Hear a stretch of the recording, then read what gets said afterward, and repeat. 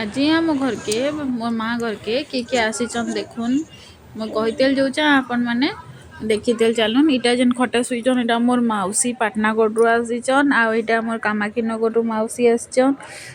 तो माने कण कर लेंबू तुलुचन आम गछ लेंबू गोटे होइए बड़ बड़ होइए तो लेंबू तुलुचन आजे